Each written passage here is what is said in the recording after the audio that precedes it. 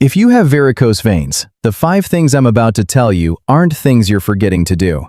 They're things you are doing, right now, every single day. Things that seem completely unrelated to your veins. Things your doctor has almost certainly never mentioned. And here's the hard part.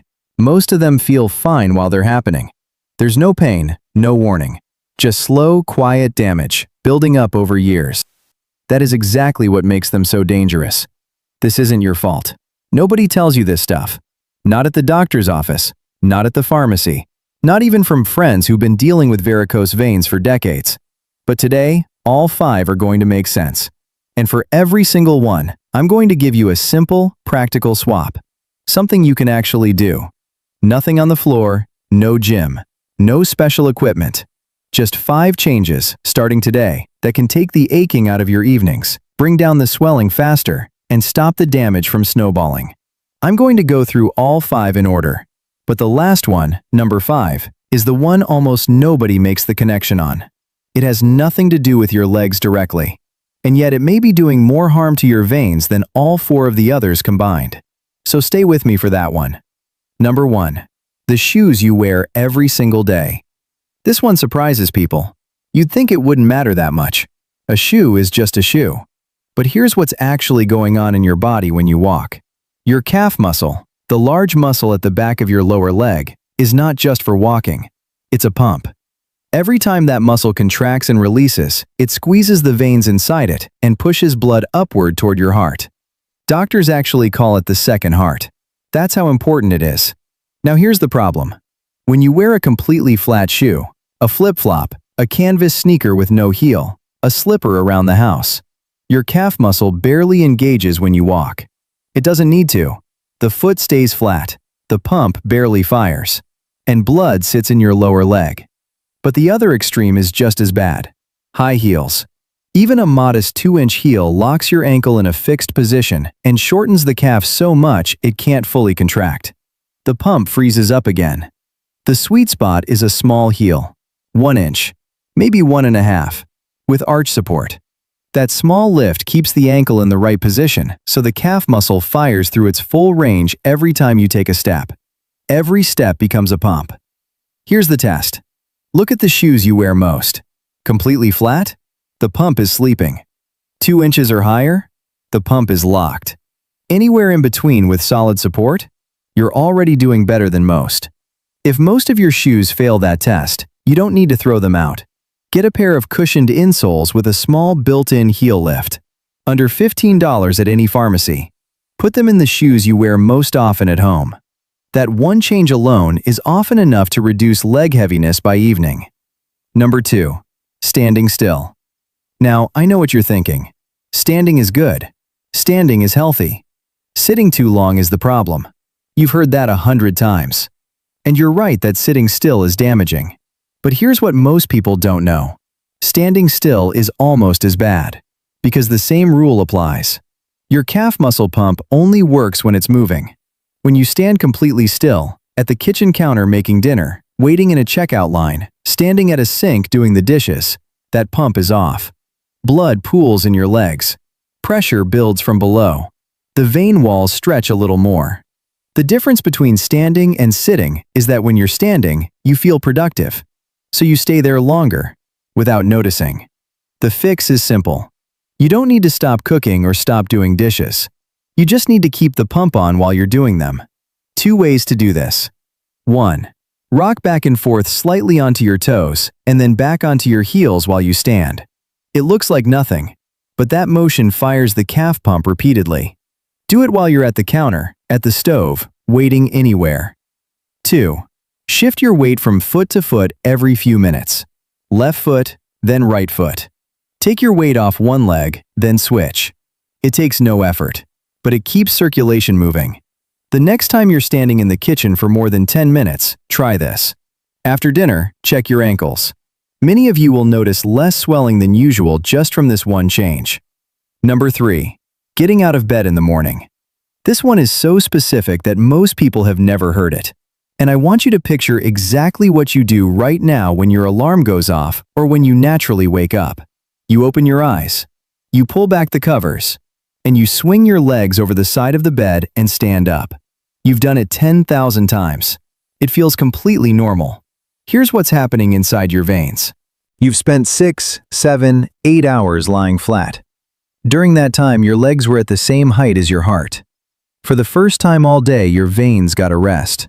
The pressure equalized, the swelling went down. Now, the moment you swing your legs over and put your feet on the floor, all of that changes at once. Gravity rushes in. Blood drops down into your legs in a single moment. And the vein walls, which are already weakened, already stretched, have to absorb that pressure spike instantly. Over years, this morning pressure spike is one of the main reasons varicose veins continue getting worse even in people who are doing everything else right. The fix takes 30 extra seconds. Before you swing your legs over, lie there for just a moment and do this. Pump your feet. Toes up, toes down, 20 times. Then rotate your ankles, one direction and then the other. This wakes the calf pump up gradually and starts moving blood before gravity gets involved. Then sit up slowly. Sit on the edge of the bed for just 10 seconds. Let your body adjust. Then stand. 30 extra seconds every morning. That's it. But over the course of a year, you're protecting your vein walls from 10,000 pressure spikes that no longer have to happen. Number 4. Scratching or rubbing directly over a varicose vein. I want to be careful with this one because I know the itch feels unbearable. And I know you're not doing it to cause harm. Nobody scratches a varicose vein thinking it's a bad idea. But here's what most people don't realize about the skin directly over a varicose vein. That skin is chronically undernourished. The blood sitting in those stretched, pooled veins isn't circulating properly. The nutrients and oxygen that keep skin healthy aren't getting there regularly. Over time, the skin over a varicose vein becomes fragile, thin, easily damaged. A scratch that would heal in 2 days on normal skin can turn into a wound that lasts months on varicose skin. It's called a venous ulcer. They're not rare in people over 60 who've had varicose veins for years, and they are very difficult to treat once they get started. So if the itch hits, and for many of you it does, especially in the evening, here's what to do instead of scratching. Take a clean, damp cloth and press it gently over the area. Cool water, not cold. Just press. Don't rub. The coolness reduces the inflammation that causes the itch. The pressure satisfies the nerve signal without tearing the skin. You can also keep a small bottle of fragrance-free moisturizer near your chair. Gentle, light application keeps the skin supple and actually reduces the itch over time by improving the skin's surface barrier. And here's a simple check. Look at the skin over your varicose veins right now. If it looks darker than the surrounding skin, brownish or reddish, if it feels slightly hardened or leathery, that's a sign the skin is already under stress. Be extra gentle there, and mention it at your next doctor visit. If you're finding this video helpful so far, please take a quick second to hit the like button, subscribe to the channel, and turn on notifications so you never miss our latest videos. Your support helps us create more valuable content for you. Also, leave a comment below and let us know your thoughts or experiences. We'd love to hear from you. And now, number 5, the one I promised to save for the end. The one almost nobody connects to their veins. I'm going to ask you to think about something most people consider completely private and completely unrelated to varicose veins. Straining during a bowel movement. Stay with me because what I'm about to explain will make complete sense once you hear it. When you bear down and strain, really push, you do something called the Valsalva maneuver. You're probably not familiar with that name, but your body knows it. You're sealing your airway, tightening your abdominal muscles, and building pressure deep in your torso. Here's what that pressure does. It pushes downward and outward. And one of the places it pushes is directly into the veins in your lower body. That pressure briefly forces blood backward through the valves in your leg veins. Those valves, which are already weakened if you have varicose veins, take a hit every single time you strain. If you have constipation, if bowel movements are uncomfortable or difficult, if you hold your breath and push hard regularly, you are damaging your vein valves in a way that no compression stocking, no exercise, no diet change can fully undo. And here's why this matters more after 60. Constipation becomes more common with age. Diets often include less fiber. Medications commonly cause it. Digestion slows down. And so many people have been straining on the toilet for years and have simply accepted it as normal. It is not something you have to live with. And stopping it is one of the most powerful things you can do for your veins. 3 simple changes that make an enormous difference. First, raise your feet. Put a small step stool under your feet when you sit on the toilet. 6 inches is enough. 8 inches is better.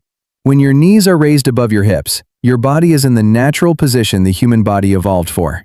The passage straightens. Straining becomes unnecessary. This one change alone has helped thousands of people completely eliminate the need to strain. Second, don't wait until you're desperate. When you feel the urge, respond to it. Waiting too long makes it harder and makes straining almost inevitable. Third, water in the morning. 1 full glass of water before you eat anything, every single morning. Cold water, warm water, doesn't matter. It triggers what doctors call the gastrocolic reflex. Your colon receives the signal and starts moving. For most people who do this consistently, morning bowel movements become easier within a week. No straining, no pressure, no vein damage. And if you've been dealing with constipation for years and it's become a real problem, talk to your doctor. There are safe, effective options. This is one of those things that so many seniors have quietly struggled with for decades because nobody brought it up. Now you know. It matters for your veins. Let's go through all 5 one more time. 1. Check your shoes. A small 1 to 1.5 inch heel with arch support keeps the calf pump working all day. 2. If you're standing still for more than 10 minutes, cooking, waiting, doing dishes, rock onto your toes and back, or shift your weight foot to foot. Keep the pump on. 3. Before you get out of bed each morning, pump your feet 20 times and rotate your ankles. Give the calf muscle a chance to wake up before gravity takes over. 4. Don't scratch directly over varicose veins. Use a cool, damp cloth pressed gently over the itch instead. And check that skin for any darkening or hardness. 5. Raise your feet when you use the toilet. A 6-inch step stool under your feet changes everything. Drink 1 full glass of water every morning before eating. Stop straining. Now I know 5 things at once can feel like a lot, so here's what I want you to do. Pick just one. The one that made you say, "Oh, that's me," while you were watching. That is the one your body is already asking you to fix. Start with that one tonight. Just one. And then come back here in 2 weeks. By then, that one will be automatic, and you'll be ready for the next one.